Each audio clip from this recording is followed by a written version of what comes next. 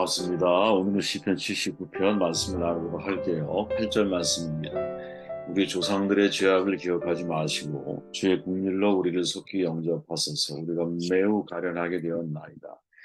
그리스도인의 공동 책임의식을 가져야 한다라는 제목으로 말씀을 나누도록 할게요.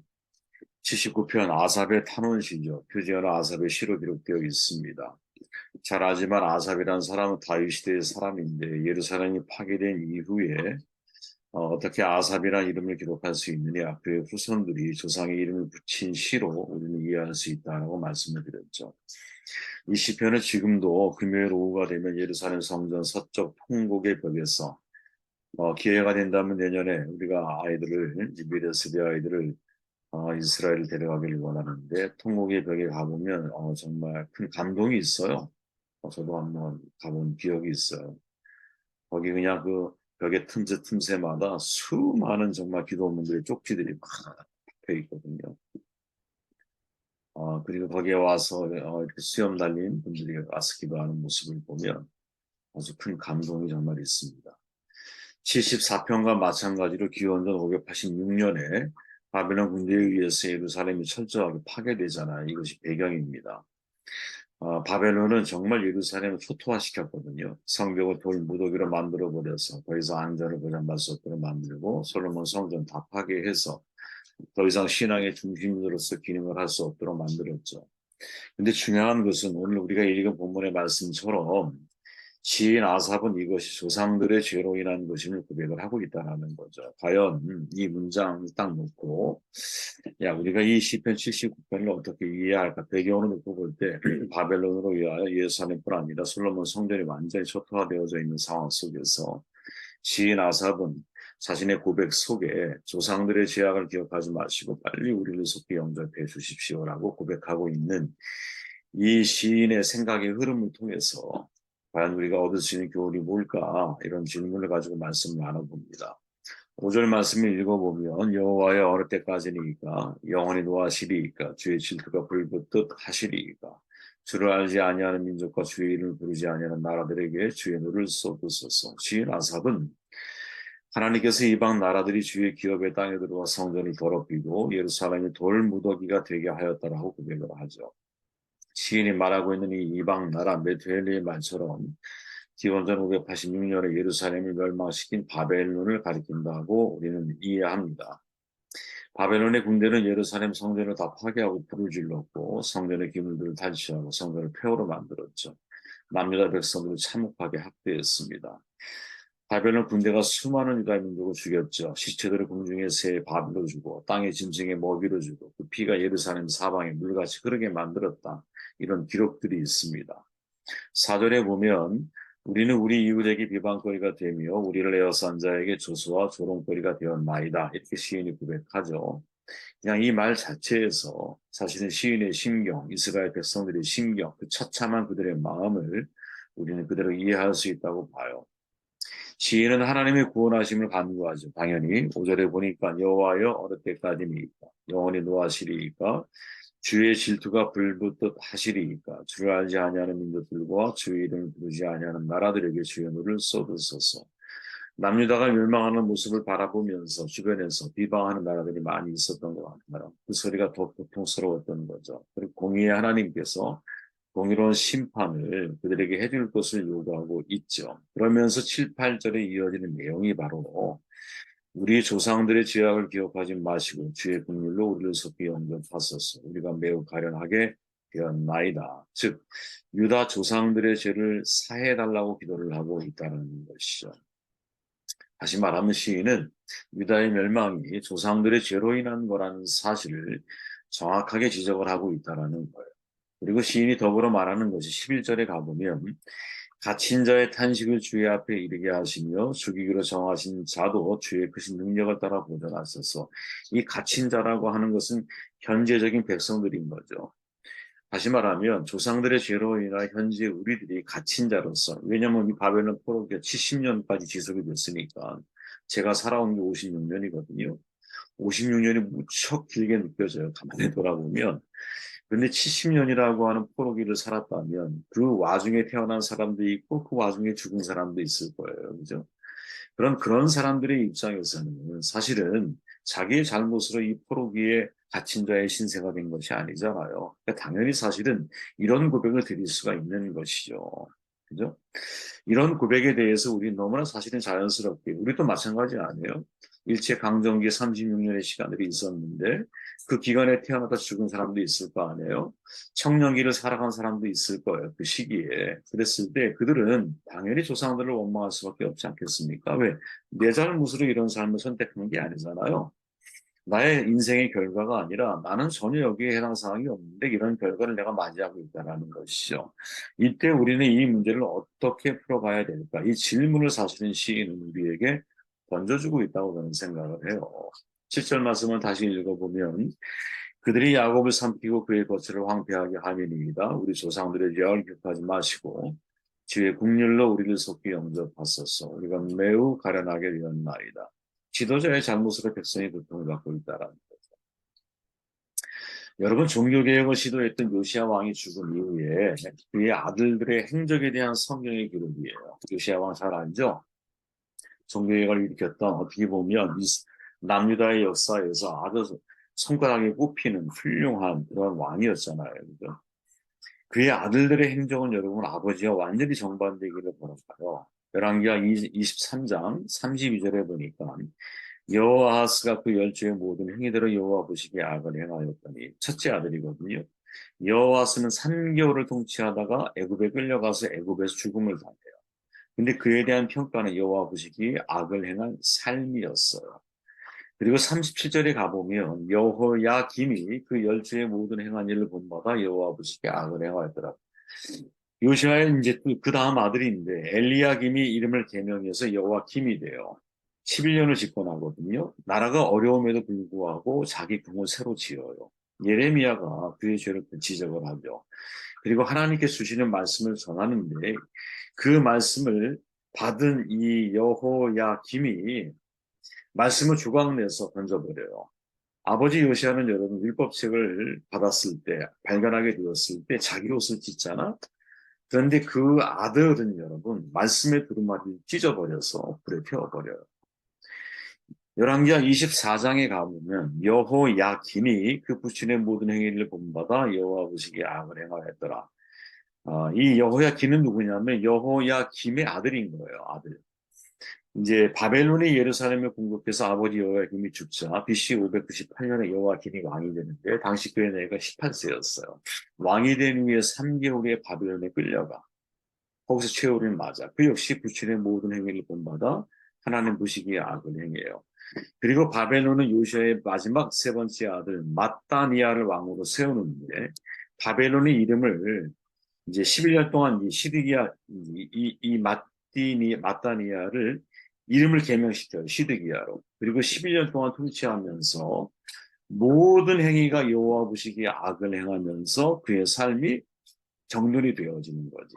그래서 24장 19절에 가보면 시드기야가 여호와에게 모든 행위를 본받아 여호와 보시기에 악을 행했다. 이렇게 말해요. 그리고는 이스라엘 남유다의 역사가 여기서 끝을 나게 돼요. 자, 제가 왜 이 이야기를 여러분들에게 드리느냐. 아주 간단한 거예요, 여러분. 어, 요시아 왕이라고 하는 종교개혁을 일으켰던 왕 이후에 연달아 세워진 네 명의 왕들이 사실은 하나님이 보시기에 너무나 악한 행동을 행했다라고 하는 것을 성경은 남유다의 패망의 중요한 원인으로 소개해주고 있다라는 거죠. 요시아가 율법책을 보고 자기 옷을 찢을 때 그의 아들들은 여러분 말씀을 두루마기를 찢어서 불에 태워버려요. 다시 말하면 지도자의 실패가 곧 바벨론의 포로로 연결이 되고 있다는 것. 사실은 이게 되게 우리에게 중요한 지도자의 중요성에 대한 어떤 각인을 시키는 내용 가운데 하나인데 그렇잖아요 여러분. 지도자 한 명 잘못 세우면 나라가 정말 어두워질 수 있고 좋은 지도자가 세워지면 나라가 정말 평안해질 수 있잖아요. 그죠? 옛날에 러시아의 옛 이름은 소련, 구소련의 여러분 전설적인 인물이 스탈린이잖아요. 그 스탈린이 죽자 사람들이 여러분 그의 영향이 워낙 컸던 탓에 시체를 소련 땅에 묻는 것조차 꺼려 했다 그래요. 전설 같은 이야기죠. 그래서 외국 땅에 묻기로 결정을 해. 이것저것 문의를 했어.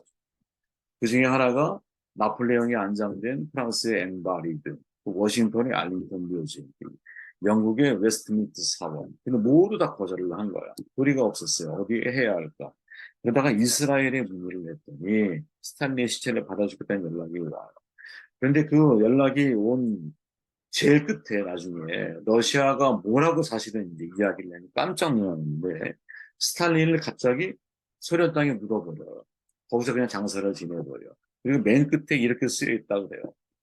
이스라엘 땅은 과거에 죽은 사람이 다시 살아난 일이 있는 땅입니다. 혹시라도 스탈린이 다시 살아날까 봐 소련 땅에 묻어버렸다는 거야. 정말 웃지 못할 이야기죠. 여러분. 그러니까 다시 살아나는 것이 겁나는 지도자로 인정되는 것. 그러한 장본인도 또 그러한 공동체도 불행한 일일 수밖에 없다는 거죠. 여러분. 여러분 지도자가 된다라고 하는 것은 어떠한 형태의 특권이든 권한이든 그에게 주어지잖아요. 그 권한과 특권을 어떻게 사용하는가에 따라서 공동체에게 자유를 줄 수도 있고 공동체를 위험에 처하게 할 수 있는 거거든요. 사회의 정의를 어떻게 우리가 이룰 수 있을까? 에큐메니카 운동 가운데 역사에 보면 제가 말씀드렸잖아요, 여러분. 책임적인 지위에 있는 사람들이 사회에 대한 책임 의식을 가지고 이 사회에 대해서 내가 그래도 지도자의 자리에 있는 사람들이 영향력이 그만큼 큰 사람들이니까 그들이 어떠한 결정을 내리는가에 따라서 백성들이 편안할 수도 있고 백성들이 어려움을 당할 수도 있는 거거든요. 그렇게 항상 이것을 염두하고 인생을 살아가는 것이 정말로 중요한 문제가 아닌가? 이런 생각을 우리는 당연히 가질 수밖에 없는 것이죠. 지금 시인이 여러분 조상들의 죄악을 이야기할 때 이 조상들의 죄라고 하는 대표성을 가지고 있는 것은 왕들이거든요. 왜? 제가 지금 말씀드린 것처럼 요시아 왕 이후에 영국부터 세워진 4명의 왕들이 다 사실은 북이스라엘 왕들이 밟았던 전철을 그대로 밟고 있다는 거죠. 하나님 보시기에 악한 행동을 해. 아버지 요시아 왕을 따른 것이 아니라 아들들 모두가 다 어떻게? 정반대의 삶을, 정반대의 인생을 살아가다 보니 요시아 왕은 말씀 앞에 자기 옷을 찢고 종교개혁을 일으켰는데 그의 아들들은 말씀을 불에 태우면서 두루마기를 찢어버리고 말씀을 불에 태우면서 하나님과 역행하는 인생을 살아가거든요. 그 결과가 뭐냐? 이스라엘이 바벨론의 포로로 잡혀가는 삶을 살아가게 만들었다라는 거지. 그렇게 사실은 이런 문제만 딱 놓고 보면 이스라엘 백성들은 아무런 잘못이 없는 것처럼 보여요. 지도자 하나를 잘못 선출했기 때문에 얻어진 결과처럼 보이거든요. 근데 과연 이게 맞는 말이냐? 사실은 제가 던지고 싶은 질문은 그거예요. 이게 맞는 말인가? 이게 맞는 말인가 말이죠. 조상들의 죄, 그중에 특히 왕들의 악을 행함으로 인하여 하나님의 심판을 받고 있는 이스라엘을 소개하고 있는 성경의 내용이지만 그렇게 언뜻 생각해 보면 이 안에 속해 있는 시인과 같은 아삽, 그죠? 시인 아삽이나 그 아삽을 유시한 아삽의 후손들, 또 바벨론의 포로기를 살아내야만 하는 이스라엘 백성들, 이 사람들에게는 잘못이 전혀 없는 것 같은 그런 생각이 들거든요. 그러나 이게 맞는 생각인가? 문제의 근원으로 들어가 보면 여러분, 저는 전혀 그렇게 우리가 이해하면 안 된다고 생각하거든요. 지도자들만의 책임도 아니요, 백성들만의 책임도 아닌 모두의 공동 책임이라는 사실을 고민하게 만든다는. 네. 왜 이런 생각을 하게 되었느냐? 여러분 왕정 제도를 요구할 때 그 사건 배후에 있었던 내용이 사무엘상 8장에 기록되어 있는데 8장 1절에 보니까 이렇게 말해요. 사무엘이 늙음에 그의 아들들을 이스라엘 사사로 삼으니 장자의 이름은 요엘이요 차자의 이름은 아비야라. 그들이 브엘세바의 사사가 되니라 그의 아들들이 자기 아버지의 행위를 따르지 아니하고 이익을 따라 내버리다 판결을 붙게 하니라. 이스라엘 모든 장로가 모여 라마에 있는 사무엘에게 나아가서 그에게 이르되 보소서 당신의 늙고 당신의 아들들은 당신의 행위를 따르지 아니하고 모든 나라와 같이 우리에게 왕을 세워 우리를 다스리게 하소서 합니다. 왕정 제도를 요구하고 있는 매우 역사적이고 중요한 장면이거든요. 그런데 여러분 우리는 이 내용을 고민하기 전에 우리의 머릿속에 입력되어져 있는 중요한 내용이 뭐냐면 그 다음 7절 말씀을 머릿속에 입력하고 있어요. 성경이 이렇게 말해요. 여호와께서 사무엘에게 이르시되 백성이 네게 한 말을 다 들으라. 이는 그들이 너를 버림이 아니요 나를 버려 자기들이 왕이 되지 못하게 함이니라. 다시 말해서 이스라엘 백성이 왕정 제도를 요구하게 된 근본적인 이유를 왕이 하나님이 아니라 더 이상 이제는 왕이 내 자신이 왕이 되려고 하는 그러한 마음을 가지고 있기 때문에 왕정 제도에 대한 요구를 하고 있다라고 성경이 이렇게 딱 기록을 하고 있다 보니 사실은 백성들이 사무엘을 찾아왔을 때의 1절부터 5절까지의 내용을 우리는 고민하지 않는다라는 거죠. 그런데 성경의 순서가 맞다면 사실 우리가 앞서 고민해야 할 것은 뭐냐면 백성들이 왕정 제도를 요구할 수 있었던 하게 된 가장 중요한 이유 가운데 하나는 사무엘은 훌륭해. 근데 그의 아들들을 타락했다군요. 그죠? 그의 아들들은 아버지 행위를 따르지 않아. 자기 이익을 따라 뇌물을 받고 판결을 굽게 하는 것을 백성들이 느껴버렸어. 이걸 지금 현대식으로 표현을 해보자면 교회가 타락을 하니까 백성들이 왕의 제도를 요구하게 되고 있다라는 거죠. 그러니까 왕정 제도로 세워진 첫 번째 왕 사울은 여러분 시작과 동시에 타락을 하잖아요. 그리고 나라가 예를 들어 솔로몬 이후에 두 나라 쪼개지면 북이스라엘은 거의 다 악한 왕이었고 남유다는 중간중간에 선한 왕이 있고 악한 왕이 반복되면서 마지막 4대에 걸쳐서는 악한 왕들로 그들의 나라가 완전히 종결이 돼요. 그죠? 그런데 이 모든 과정 속에는 여러분 어느 한 사람의 책임만을 묻기에는 너무나 어려운 상황들이 서로 그물처럼 얽히고 섞여 있는 백성들이 왕정제도를 요구했던 근본적인 이유는 사무엘의 아들들이 뇌물 그리고 판결을 굽게 하는 모습을 보아서 교회가 타락하니까 왕정제도를 요구했어. 그리고 하나님이 사무엘에게 왕을 허락을 해요. 그래서 왕정을 세웠어. 왕 사울왕을. 근데 사울왕의 시작과 동시에 타락을 시작을 하는 인생의 전락을 해요. 그죠? 그런데 이 책임에 대해서 여러분 백성들은 자기 책임이 없느냐? 아니라는 거죠. 왜? 왕정제도를 요구한 것은 자기 자신들이었기 때문에. 물론 후대의 사람들이 그걸 요구한 건 아니야. 하지만 같은 일은 끊임없이 반복될 것이라는 거죠. 제 말은. 저는 그렇다면 정말 여기서 우리가 얻을 수 있는 중요한 교훈이 뭐냐. 어떤 하나의 문제 속에는 여러분 정말 지혜로운 사람이라면 그 속에는 나의 책임이 있구나. 나의 책임도 분명히 그 속에 있구나. 이 공동 책임 의식이라고 하는 것이 너무나 중요하다. 여러분 공동 책임 의식을 가장 강조하는 나라 가운데 하나가 독일이죠. 독일의 젊은이들 나치가 유대인, 로마, 신티. 신티는 집시를 말해요, 여러분. 엄청나게 거의 다 죽이다시피 했잖아. 그죠? 대략 한 20만 명 정도를 죽였다고 하니 이제 어마어마한 학살이죠. 그죠? 나치의 대학살을 유럽에서는 50만 명, 독일에서 2만 명에서 사망을 다 합쳤어.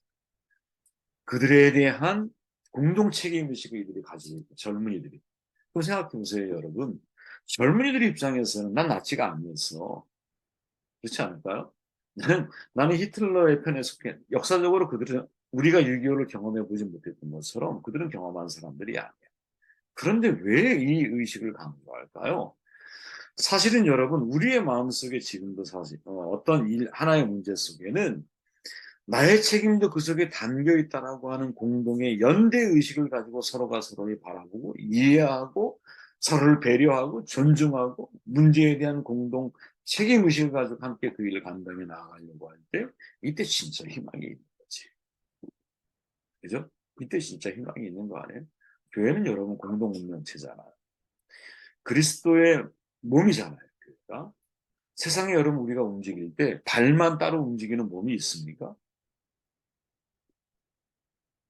그건 정말 영화에서나 나오는 거지, 영화에서나. 전설의 고향에서나 나오는. 다리만 막 움직여. 몸은 가만히 있고. 그런 일은 없죠, 여러분. 다리가 움직이면 몸도 함께 움직여야 돼. 팔을 써야 돼도 여러분, 온몸이 다 움직여야 되는 거예요. 그죠? 전체 에너지의 20%를 소비하고 있던 뇌, 요만한 뇌가 전체 에너지의 20%를 소비하고 있다는데. 그죠? 이 뇌가 움직일 때 온몸이 사실은 다 움직이는 거예요. 엄청난 에너지가 발생하는 사실은 도와줘야 되는 거예요. 이 의식을 가지고 우리가 인생을 살아야 되는 게 아니겠는가. 시인이 조상의 죄악을 이렇게 지목하면서 우리를 속히 영접해 주십시오라고 하는 고백 속에 담겨 있는 사실은 보이지 않는 마음에 한이 있을 수 있어요. 그죠? 나의 잘못이 아닌데 라고 하는 마음의 의식이 숨겨져 있을 수 있어. 그러나 엄밀하게 역사를 가만히 들여다보면 사실 그 속에는 제일 중요한 책임, 교회가 제 역할을 감당하지 못해요. 그죠? 그러다 보니 백성들이 하나님의 통치를 기대하지 않아. 그래서 왕정제도를 요구. 그래서 왕을 세웠더니 왕이 타락돼. 그 타락의 역사가 반복되고 하나님의 오래 참으심이 지속이 되었지만 마지막 남유다의 요시아 왕 이후에 계속 반복되는 왕의 타락들로 인하여 바벨론의 포로기가 시작이 되었다. 이 역사적인 흔적들을 우리가 돌아보면서 우리가 정말 마음속에 품어야 할 게 뭐냐? 공동 책임의식. 이것을 우리가 잊지 않고 살아가야 되는 것이 아닐까 이런 생각이